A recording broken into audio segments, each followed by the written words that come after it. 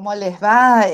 Tenemos el gusto de compartir en este congreso, en el Congreso de Administración, de Estudios en Administración Pública, el segundo congreso que hacemos de la Asociación Argentina de Estudios en Administración Pública en Argentina, en compartir un panel que creemos que en estos tiempos cobra particular valor, en estos tiempos donde estamos reflexionando sobre los cambios y las disrupciones que trae aparejada la pandemia a nuestros tiempos, a nuestras eras, a nuestros gobiernos, a aquellos que trabajamos en lo público. Este panel se propone reflexionar sobre las iniciativas de gobierno abierto. Sabemos que en los últimos 10 años se han multiplicado las iniciativas de gobierno abierto en Argentina, pero también fundamentalmente en toda América Latina y en Europa también.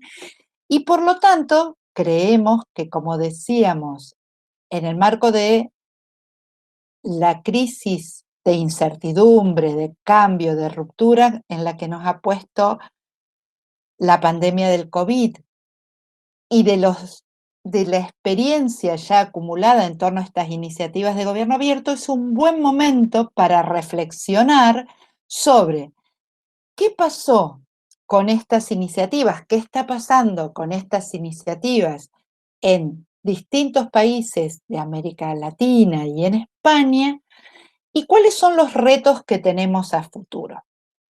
En ese sentido, vamos a compartir experiencias de Uruguay.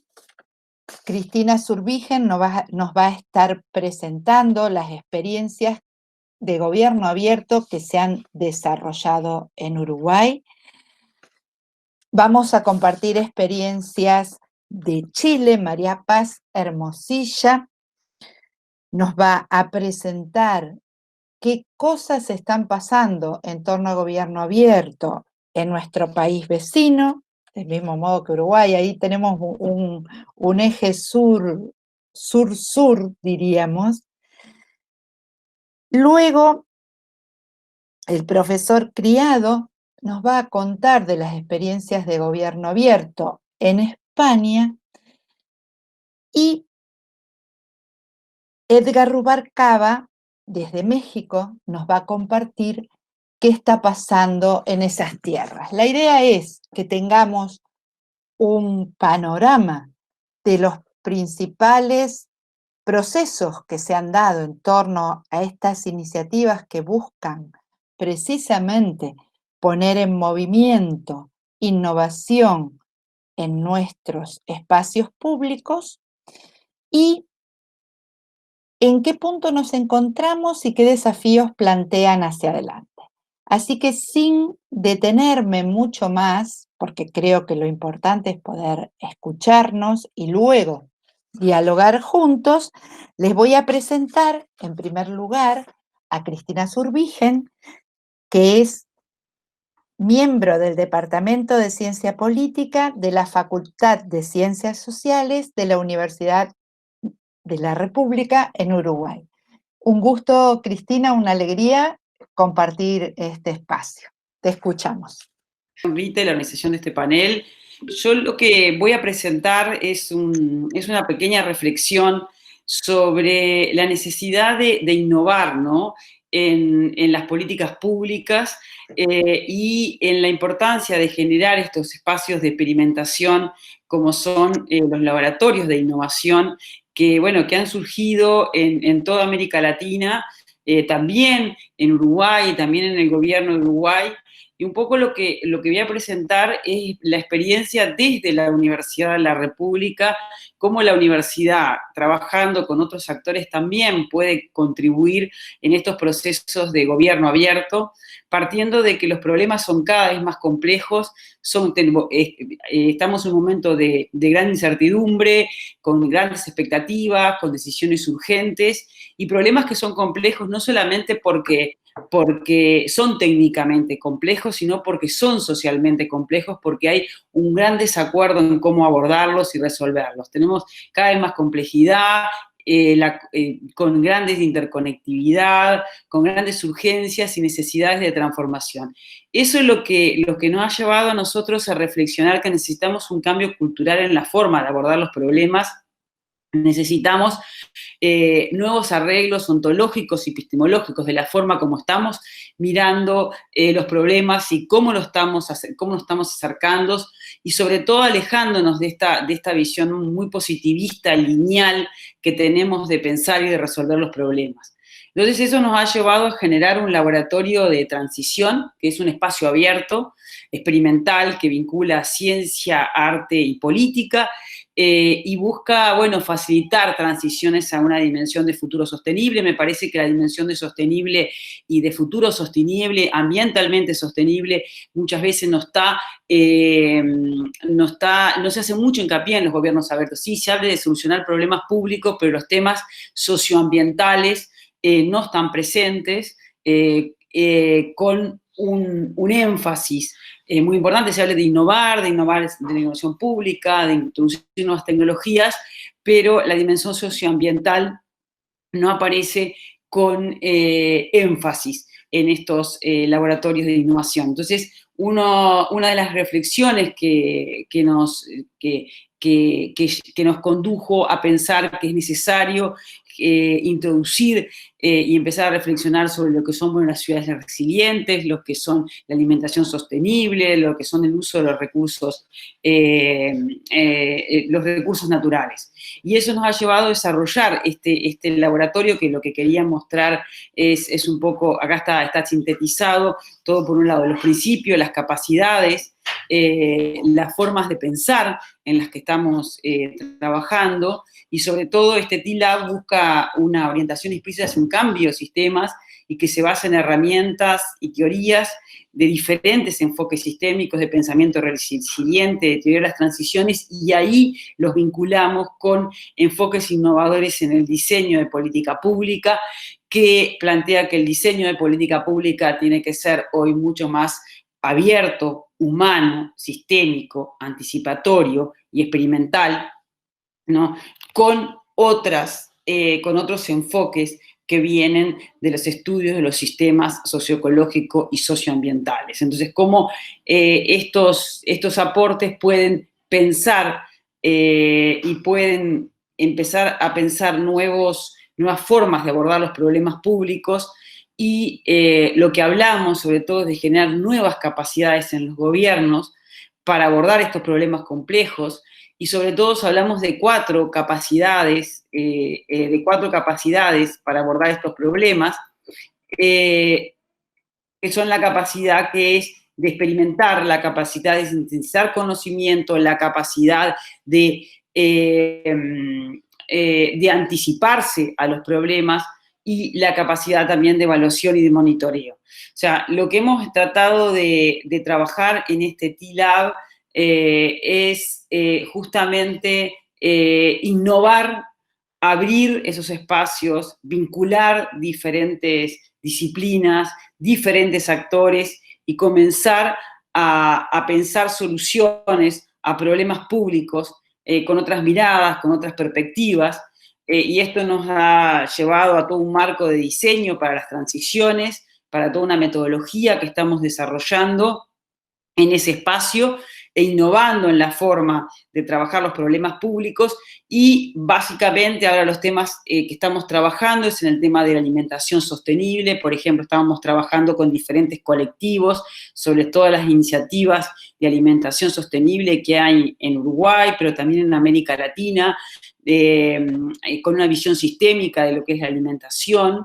O sea, alimentación no es solamente un tema de salud, sino también es un tema de producción, es un tema de consumo, es un tema también de recursos, de cómo se utilizan los recursos, pero también es un tema de comensalidad, de cultura. Y también tenemos otro proyecto como es ¿Qué huella deja un plato? ¿Qué huella social? ¿Qué huella política? ¿Qué huella ambiental deja un plato? Y otros temas como, por ejemplo, estudiar las dinámicas de poder en la gobernanza del agua, en las comisiones de cuenca. O sea, trabajamos con procesos participativos, con diferentes espacios, algunos ya constituidos, otros fortalecemos espacios de diálogo y y de comunicación entre actores diferentes, y buscamos fundamentalmente la vinculación del arte, la ciencia y la política. O sea, el diseño y el arte ha sido un elemento muy importante en estos procesos de diálogo y sobre todo de fortalecer el diálogo de disciplinas y de saberes, ¿no?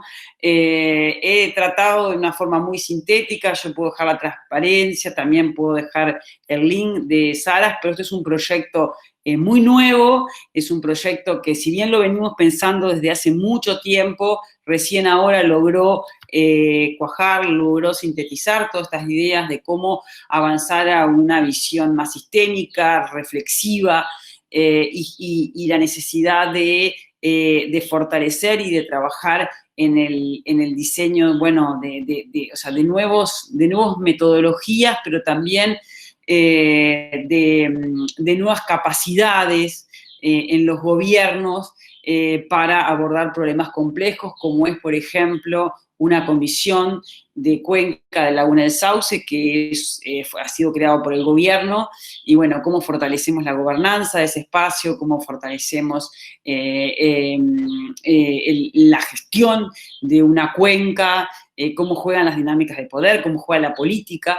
Entonces, bueno, esto ha sido un poco, es una reflexión muy rápida de cómo desde la academia estamos trabajando con los gobiernos en abrir, en comunicar, en incorporar actores, en generar una lógica mucho más reflexiva y generar también conciencia en los actores para transformar hacia una transición sostenible.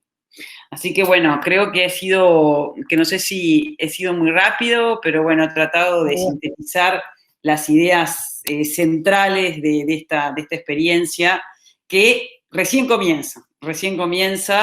Si bien hay mucha acumulación, recién logramos darle un puntapié con una serie de proyectos en estas temáticas, pero que también incorpora evidentemente muchas tecnologías, pero también trata de vincular, o sea, hacer fuerte énfasis que la transformación en la innovación pública no es solo tecnología. Eso es porque hay como un framing, un marco conceptual que la tecnología genera política o genera transformación, y creo que sí, la tecnología es central y es un actor clave en este proceso, pero no es lo único en los procesos de innovación y de gobierno abierto. Muchísimas gracias, Cristina, muchísimas gracias.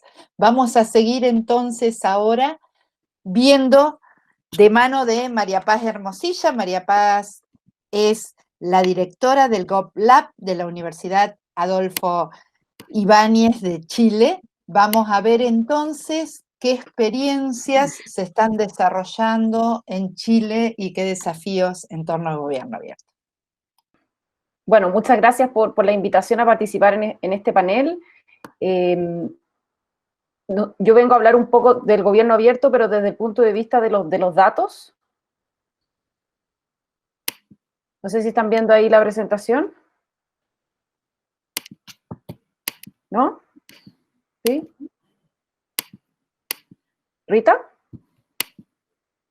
Sí, Paz, sí, se ve. Sí, se ve Ya. bien. Perfecto. Bueno, yo vengo a hablar de la infraestructura de datos que uno requiere para el gobierno abierto. Y poner un tema nuevo quizás para América Latina, o sea, que no es de los datos abiertos, ¿ya? Yo voy a hablar de infraestructuras de datos que se requieren, pero no de datos abiertos, porque obviamente no todos los datos que uno quisiera necesariamente van a ser abiertos. Y parte del gobierno abierto también es que desde la sociedad civil, desde la academia, podamos ayudar al gobierno a diseñar mejores políticas públicas, pero si no tenemos información, si no podemos acceder a ella, ¿cómo lo hacemos? Entonces, si bien es muy importante que sigamos con las políticas de datos abiertos, no es suficiente solamente el tema de los datos abiertos para la complejidad de las políticas públicas que existen. Entonces, y quiero partir un poco hablando de la pandemia, ¿no es cierto?, del COVID. El COVID ha mostrado que existe un interés y una colaboración, digamos, entre el sector público y la academia. En Chile, desde que partió la pandemia, se formó, por ejemplo, una mesa entre el gobierno y la academia para poder utilizar mejor los datos del COVID para ayudar en la gestión de la pandemia. Pero a la vez, también la pandemia desnudó problemas en la gestión de los datos. Hubo muchos problemas de acceso a los datos en Chile, no sé si habrá sido así en otros países, pero costó mucho que el Ministerio de Salud fuera entregando datos que se pudieran usar para análisis, y de hecho finalmente el Ministerio de Ciencia fue quien tuvo que empezar a hacer trabajo de, por ejemplo, scrapping de datos desde PDFs para disponibilizarlos en un portal abierto, ¿ya? También hubo muchas discusiones sobre la integridad, sobre la calidad de los datos, incluso también tuvimos fugas de datos personales a medios de comunicación. Entonces, la pandemia sirvió un poco para mostrar como aspectos buenos que podrían haber en un ecosistema de gobierno abierto donde actores colaboran con el gobierno para usar datos para desarrollar políticas públicas, pero por otro lado también mostró elementos de desafío. Y todo esto configura un escenario en donde básicamente en este minuto en Chile y en muchos otros países de América Latina, por ejemplo, si se quiere diseñar un subsidio de vivienda, ¿ya? ¿Qué es lo que pasa con los subsidios de vivienda? Básicamente tenemos una familia y tenemos un organismo público que quiere, en el fondo, diseñar este subsidio. Este subsidio de vivienda va a generar muchos beneficios en otras áreas de la sociedad, ¿no es cierto? Las personas que tienen un hogar van a probablemente tener mejor salud, quizás les vaya mejor en la educación, esto los puede ayudar a conseguir trabajo. El problema es que los datos no están todos en el Ministerio de Vivienda, sino que algunos datos, por ejemplo, están en Desarrollo Social, en el Ministerio de Salud, en el Ministerio de Educación. Y todos los ministerios tienen sus datos separados, ¿no es cierto? Y estos son datos sobre una familia o una persona concreta. Entonces, cuando nosotros diseñamos un subsidio, en verdad lo diseñamos bastante ciegos, porque cuando diseñamos programas, solamente los ministerios en general tienen datos de su propio organismo público, ¿ya? ¿Y qué es lo que nosotros planteamos? Que esto debiera ser diferente, que los ministerios debieran integrar sus datos de manera segura y generar una infraestructura en donde todos puedan ver de manera anonimizada los datos de los demás. Y entonces, si estuvieran diseñando un subsidio de vivienda, podrían, por ejemplo, estudiar el efecto de subsidios en el pasado sobre distintos grupos de la población y proponer el subsidio más idóneo para esta situación en específico, ¿ya? Esto es una política que se ha implementado con éxito en países como Nueva Zelanda, también en Suecia, también ahora hay una experiencia implementándose en el Reino Unido, y otros países también, no, obviamente no la mayoría, y nosotros desde la academia en Chile formamos un consorcio de universidades para ir a conocer esta experiencia. Fuimos con funcionarios públicos del Ministerio de Hacienda y de Desarrollo Social a conocer esta experiencia. Y lo interesante es que ellos han logrado, como gobierno neozelandés, implementar un marco de referencia que le llaman las 5 seguridades, o los 5 safes, en donde hay una serie de medidas que permiten que todos los ministerios, más actores externos como las universidades o organizaciones, generen proyectos de investigación accediendo a datos del gobierno y colaboren en el desarrollo de las políticas públicas. Y esto se logra operativizar respetando los derechos humanos, la privacidad y la ética. Entonces, en Chile al menos, es un anhelo que nosotros tenemos para avanzar con el gobierno abierto, en donde en este caso lo que yo les muestro acá es que esto no todos los datos de una infraestructura integrada de datos son abiertos, y está bien que no lo sean. Nosotros en infraestructuras integradas de datos hay datos sobre quién va o no va a la cárcel, distintos medicamentos, temas de salud, datos sensibles, que está bien que no sean abiertos, y que si estuvieran abiertos al nivel que fueran útiles, podrían probablemente ser quizás reidentificados. Entonces lo que se hace es que se permite el acceso a ellos de manera segura en laboratorios con computadores sin internet, con políticas de anonimización. Entonces este sistema permitiría como básicamente avanzar con un esquema de colaboración en donde no solamente sea el gobierno el que use sus datos, que en este minuto tampoco los usa todos, sino que distintos actores apoyarían al gobierno a hacer mejores políticas públicas. Ahora, aspectos críticos, está el liderazgo político. Estas iniciativas han requerido de bastante liderazgo político de un patrocinador. En Nueva Zelanda, por ejemplo, fue el ministro de Hacienda, que después fue ministro del Interior. Se requiere un organismo responsable, que en general son las agencias estadísticas, que se hacen cargo de estos organismos. Se requiere una gobernanza que también permita, y una infraestructura que permita ir creciendo en todo lo que es el software y el hardware para poder soportar esto. Se requieren nodos de acceso seguro. En Nueva Zelanda tienen más de 35 accesos en distintos ministerios y universidades en todo el país. Una comunidad de usuarios, que afortunadamente en Chile tenemos un importante sistema universitario, también de centros de estudio, de ONGs, donde podrían también colaborar, además de todos los departamentos de estudio del mismo gobierno, por supuesto, y también se requiere confianza en la ciudadanía. Y eso pasa por, ¿no es cierto?, un marco de referencia ético. Así que nosotros eso es lo que estamos planteando. Hemos formado un consorcio de universidades para proponer este cambio de política pública en Chile y vamos a estar trabajando en eso en los próximos años. Esperamos que nos vaya bien. Eso, muchas gracias. Excelente, María Paz, muchísimas gracias. Me encanta cómo se está armando un mosaico bien diverso. Ahora lo vamos a escuchar a Edgar Rubalcaba. Edgar Rubalcaba es profesor investigador de la Universidad de Guadalajara, del Departamento de Políticas Públicas y coordinador del Instituto de Investigación en Políticas Públicas y Gobierno de México. Te escuchamos, Edgar. Gracias, Rita, y gracias al Congreso por el espacio para poder comunicar algunas ideas en torno a este tema tan interesante, tan pertinente hoy día, como es hablar de las políticas de apertura en diferentes países iberoamericanos. Bueno, yo me voy a tratar de hacer algunas referencias al caso mexicano, ya que ha habido intervenciones propias de otros países, y bueno, tratando de hacer tratar de dibujar ese paisaje en torno a qué está pasando en México como gobierno abierto. Bueno, primero iniciar comentando que México es un país que sí ha asumido una agenda institucional en términos de gobierno abierto. Es un país que está dentro de la Open Government Partnership, la Alianza para el Gobierno Abierto, es uno de los países fundadores, y es un país que desde sus instituciones se ha comprometido, al menos institucionalmente y discursivamente, con el tema de gobierno abierto. Ahora diré por qué hago este acento. Porque México tiene una institución a nivel nacional y que en los estados se replica, que es el Instituto Nacional de Acceso a la Información y Protección de Datos Personales, que realmente es un órgano que trata de impulsar temas de transparencia.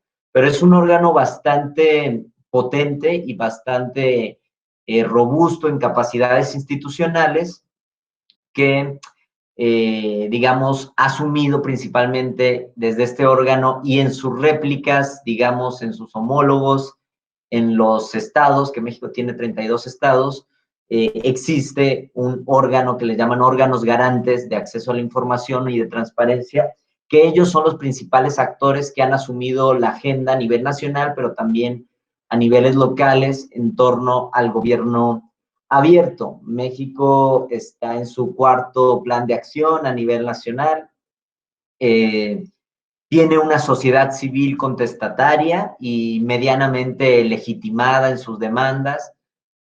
Han sido una voz discordante muchas veces del gobierno.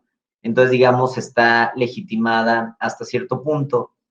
México, digamos, ha orientado los esfuerzos de gobierno abierto mucho al eje de la transparencia, por esta naturaleza que explico de este Instituto Nacional de Transparencia prácticamente, que ha asumido esta agenda. Entonces, realmente vemos que, digamos, desde las instituciones, es un gobierno abierto, es un concepto que se escucha mucho en los discursos políticos, en los discursos de administradores públicos, de sociedad civil organizada y también de gobierno. Entonces, hasta ahí pareciera como que México va bien. Pero, ¿qué pasa? Pues que México, y no sé si se replique, que yo asumo que sí en muchos países iberoamericanos, pues parece que hemos entendido el concepto de gobierno abierto como un concepto legitimador meramente, como un concepto que sí nos gusta tenerlo mucho en la boca, pero poco en la práctica, porque es un concepto que implica varias transformaciones, tanto al interior del gobierno como al exterior, transformaciones de tipo de gestión, pero también, sobre todo, algo muy importante, que el gobierno abierto, desde su teoría o como se analiza, implica ceder mucho poder a la ciudadanía. Y los que gobiernan y las instituciones les cuesta mucho todavía poner en práctica este elemento, o sea, el ceder poder, el empoderar al ciudadano. Esto muchas veces no es, digamos, que la constante. Entonces, el modelo de gobierno abierto a veces queda en los discursos políticos, queda cuando bien nos va en algunos aspectos normativos, legislativos, pero muy de forma genérica, y que no alcanzamos a ver transformaciones. Entonces, pareciera que es un concepto de moda, y las modas, bueno, tienen la característica de que pasan, llegan en un momento y luego se van. Entonces, y esto podría pasar por la carencia de elementos y fuerza normativa que ha asumido el gobierno abierto, que no ha asumido. Entonces, en este sentido, a la luz del COVID, se han evidenciado, como ya decían voces anteriores, bajas capacidades institucionales en el gobierno.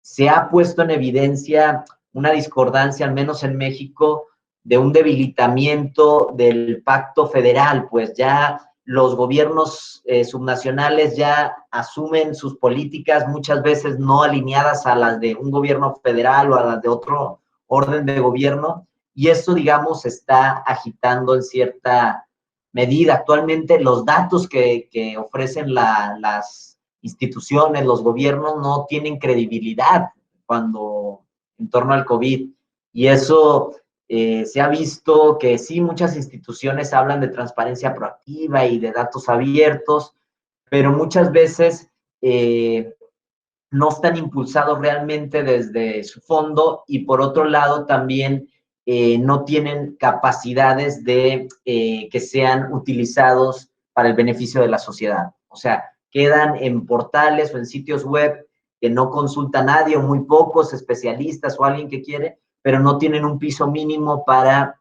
materializarse en, digamos, en beneficios sociales.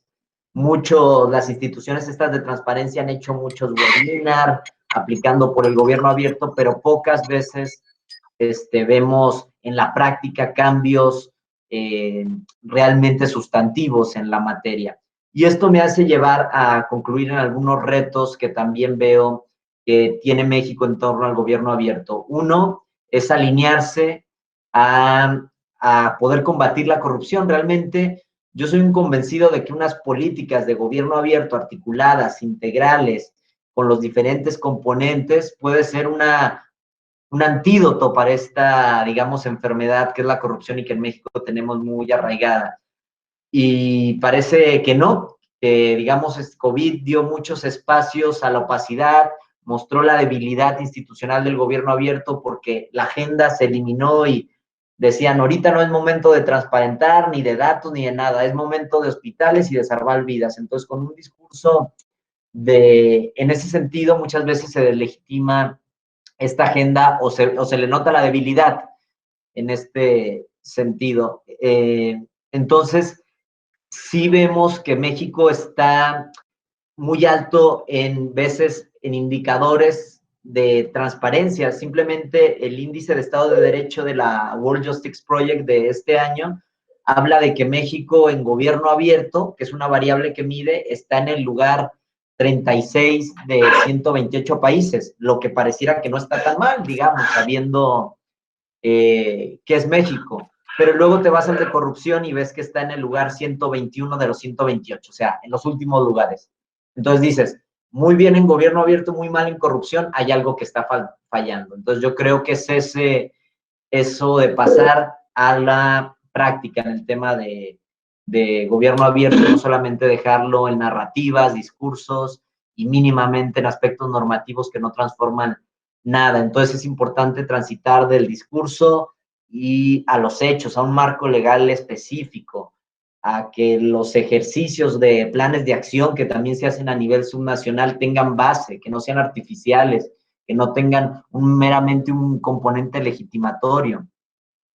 Y es muy importante que entiendan los gobiernos que tienen que tener mucha voluntad política. Esta variable también es muy importante, voluntad política de ceder ese poder, de empoderar realmente a los ciudadanos si quieren realmente asumir políticas o migrar a un modelo de apertura gubernamental. En este sentido, es importante que se entienda también qué es el gobierno abierto. Cada quien, muchos hablan de gobierno abierto, cada quien entiende algo diferente, cada quien hace algo dispar en ese sentido. Es importante, simplemente el presidente de la República en México, yo podría asumir que él piensa que el gobierno abierto es las mañaneras que hace, que es que siempre a las 7 de la mañana el presidente de la República sale a dar un informe, a dialogar con periodistas, etcétera. Y realmente él podría pensar que eso es gobierno abierto. Entonces, desde todos los niveles, órdenes, instituciones, no se entiende realmente o no tenemos unificado este sentido. Entonces, pues yo creo que esto es muy importante en el gobierno abierto, empezar a hacer prácticas. Ya lo decía María Paz, el tema de los datos. Actualmente la información y los datos son el principal insumo para poder poner en práctica políticas, empoderar instituciones. Se dice ahora que las grandes potencias en términos de nacionales, pues las grandes potencias mundiales ya no se miden por los tanques de guerra o el ejército militar o los grandes edificios, sino por la capacidad que tengan de procesar datos, de procesar información y trabajar en esto. Y pues prácticamente ese sería un bosquejo general del gobierno abierto en México. Bien, muchísimas gracias, Edgar, muchas gracias. Creo que se sigue complejizando el mosaico y eso da muestra de la diversidad que hay en términos de esta experiencia que sobre la que estamos queriendo reflexionar. Lo vamos a escuchar ahora a Juan Ignacio Criado. El profesor Criado es profesor de Ciencia Política y de la Administración del Departamento de Ciencia Política y Relaciones Internacionales, director del Lab Innovación, Tecnología y Gestión Pública del Grupo de Investigación de la Universidad Autónoma de Madrid, España. Hola a todos y a todas, muchas gracias por estar ahí. Quiero comenzar agradeciendo a la profesora Rita Grandinetti por la oportunidad de formar parte de este interesante panel. También a la Asociación Argentina de Estudios de Administración Pública por brindarme la oportunidad de participar en este congreso, en estas circunstancias tan singulares y tan especiales. Para mí es un verdadero placer estar con todos ustedes. Y en esta primera parte de mi intervención, que después será, se continuará con el debate posterior, quería aprovechar este espacio para hacer una introducción y una presentación sobre cuál es la situación del gobierno abierto en el ámbito local en el caso de España.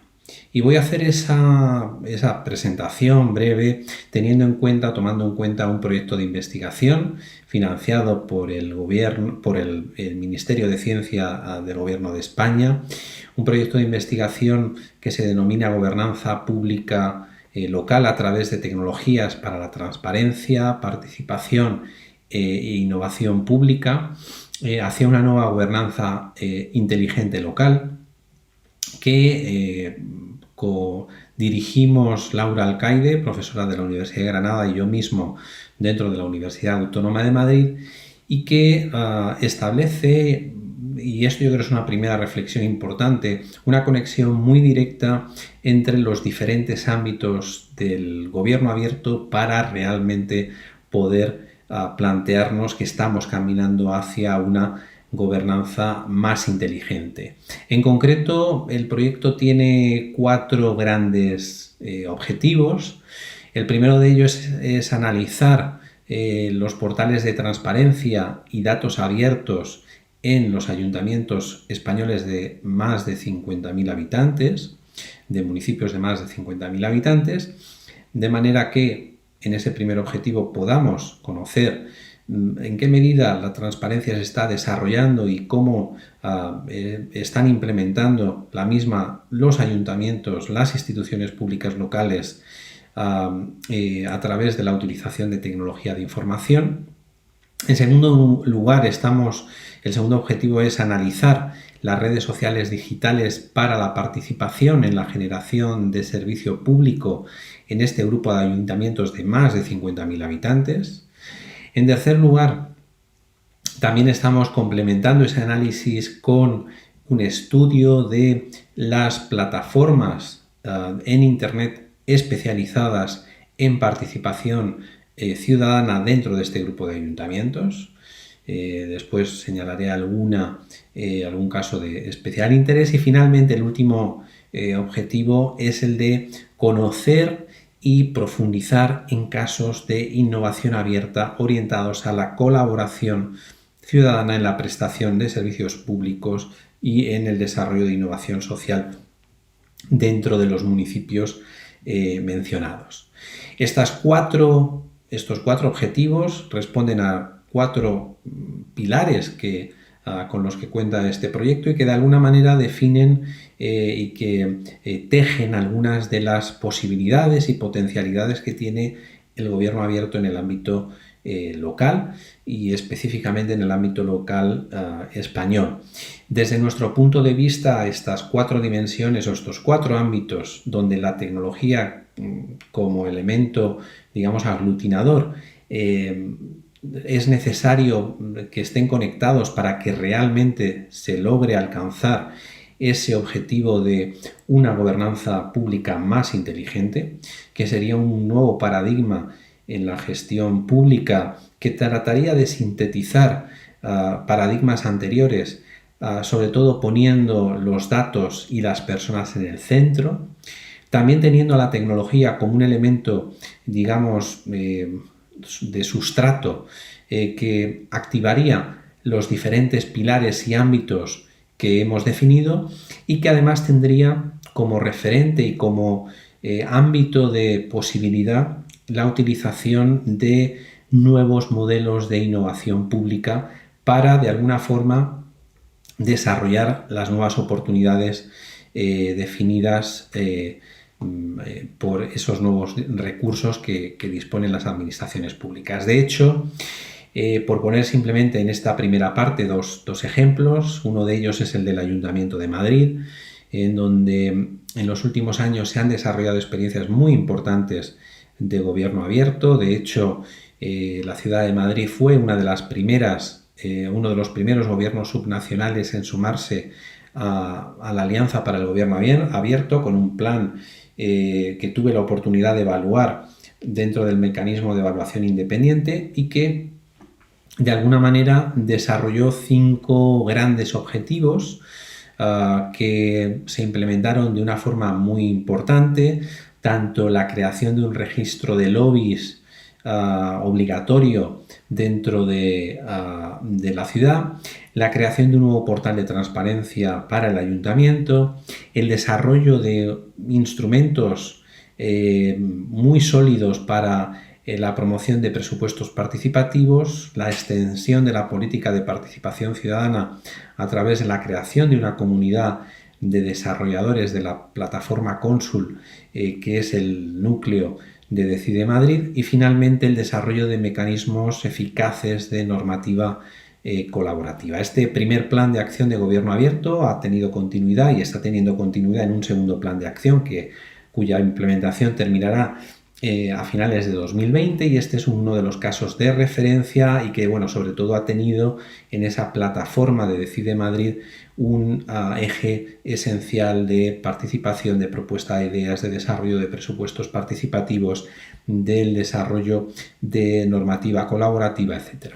Por otro lado, también me gustaría apuntar en esta primera intervención el caso de la ciudad de Valencia, que es otra de la tercera ciudad en tamaño en España, y su, digamos, aspiración a convertirse en capital europea de la innovación. De hecho, ya es finalista en en ese proceso, y todo ello en base a la idea de Misiones Valencia 2030, que es una estrategia de innovación social y urbana que sobre todo pretende situar a la ciudad de Valencia en la vanguardia de la innovación orientada a misiones, con el propósito de mejorar la vida de las personas, utilizando referencias a Mazzucato y a otros autores y aplicando metodologías ligadas a la innovación.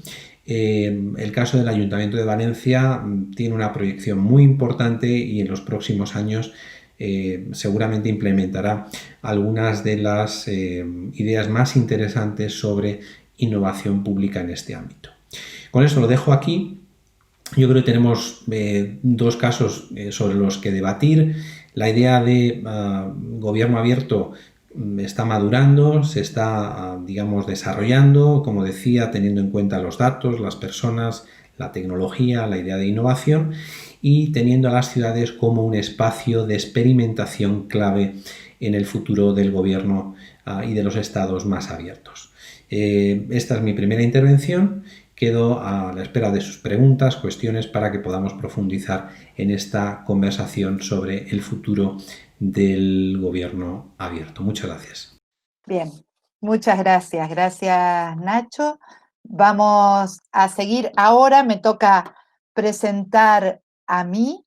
Yo voy a hablar, como comentábamos, muy rápidamente sobre la situación de las iniciativas de gobierno abierto en Argentina a nivel local. Nosotros dentro de Polilab venimos trabajando gobierno abierto en gobiernos locales, porque tenemos una trayectoria de trabajo fundamentalmente en gobiernos locales. Lo que les voy a presentar son algunos resultados de unos trabajos que llevamos adelante con Ezequiel Miller y Ezequiel Rodríguez, que en un punto también comparten con otros integrantes del panel, con el profesor Criado y con el profesor Rubalcaba, sus orígenes, porque tienen que ver con un desarrollo que ellos hicieron, con una investigación que hicieron en España sobre gobierno abierto en los gobiernos locales de España. A partir de ahí identificamos puntos en común en la metodología, trabajamos con municipios en Argentina de más de 50.000 habitantes, esto es un menú de 122 municipios en Argentina, el 63% de la población del país vive en esos municipios, e identificamos que aproximadamente un 37% de estos municipios reconocen que llevan adelante políticas e iniciativas de gobierno abierto. Ese 37%, casi un 40% de los municipios que dicen llevar adelante iniciativas de gobierno abierto, se concentran fundamentalmente en las provincias de Buenos Aires, Santa Fe y Córdoba, en el centro del país.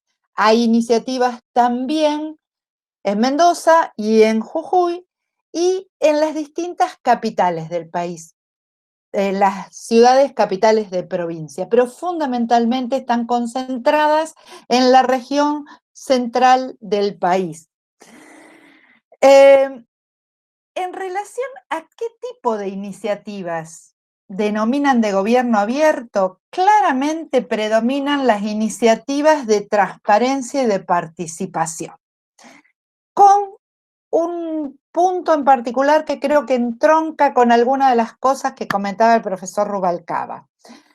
Gran parte de estas iniciativas de transparencia, de participación, son iniciativas que son preexistentes a la noción de gobierno abierto, sobre todo porque uno ve, cuando investigamos, revisamos la normativa de origen o la historia de cada uno de estos proyectos y son bastante preexistentes, muchos vienen desde los 90 de iniciativas de transparentización del gobierno o de los 2000 vinculado al gobierno electrónico y a distintas experiencias de participación. Entonces, fundamentalmente iniciativas de transparencia y participación, muy poco de datos abiertos, prácticamente nula la mención a las iniciativas de colaboración. Menciono estas dos cosas, datos abiertos y colaboración, porque son las más rupturistas de gobierno abierto, a diferencia de participación y transparencia, donde uno puede ver una mayor trayectoria. Y en relación a la digitalización, lejos está el panorama que nosotros vimos de tener que ver con esto que nos estaba planteando la profesora María Paz, en términos de infraestructuras de datos, lejísimo de infraestructuras de sistemas que dialoguen entre sí. Lo que tenemos, por el contrario, es una digitalización bastante básica en los municipios, podríamos decir de primera y segunda generación, es decir, obviamente, informatización de escritorios, sistemas con servidores locales. Digo, hasta ahí es donde es lo que predomina en la mayoría de los municipios, con alguna excepción. Del mismo modo que decía el profesor Rubalcaba, con una escasísima institucionalidad. Escasísimos planes, ¿sí?, vinculados a gobierno abierto, escasísima también normativa, competencias en áreas. Lo que tenemos son acciones aisladas y resignificación de acciones ya existentes. Cuando vamos y preguntamos qué importancia le otorgan al gobierno abierto, nos encontramos con que la mayoría de nuestros entrevistados, la gran mayoría, le otorga una gran importancia o una importancia o una relevancia. O es totalmente importante o es muy importante, nos dicen. Por el contrario, cuando vemos los resultados nos encontramos con que en provincia de Santa Fe, donde profundizamos el análisis de 7 municipios de más de 50.000 habitantes, solo 2 dicen que las iniciativas de gobierno abierto generaron alguna transformación en las políticas. Y acá voy a lo que decía la profesora Zurbigen. Claramente las iniciativas de gobierno abierto, si no tienen impactos socioambientales, si no nos permiten mejorar las políticas para mejorar la calidad de vida de los ciudadanos, estarían con algún problema. Frente a esto, creemos que aparecen los principales desafíos de gobierno abierto que puso en evidencia, y coincido con todos los panelistas, que claramente puso en evidencia la pandemia. Si gobierno abierto puede tener alguna capacidad de transformar la gestión hacia hacerla más acorde con los tiempos y los desafíos de nuestra sociedad exponencial, va a estar por el lado de profundizar precisamente lo más disruptivo del modelo y no por sumarse a una moda, que coincido con lo que decían recién. Esto es lo que nosotros estamos viendo un cierto isomorfismo. Entonces decimos, en realidad, el gran potencial de gobierno abierto pasa por avanzar en la colaboración y la co-creación que democratiza, pasa por generar un modelo de gobierno abierto integrado que incluya tecnologías de punta. También nosotros estamos en un proyecto con las universidades para ver qué transformación tecnológica en el sentido de infraestructuras sólidas se pueden generar, y a su vez en la vinculación que se puedan dar también las distintas organizaciones entre sí. Hasta acá cierro mi presentación.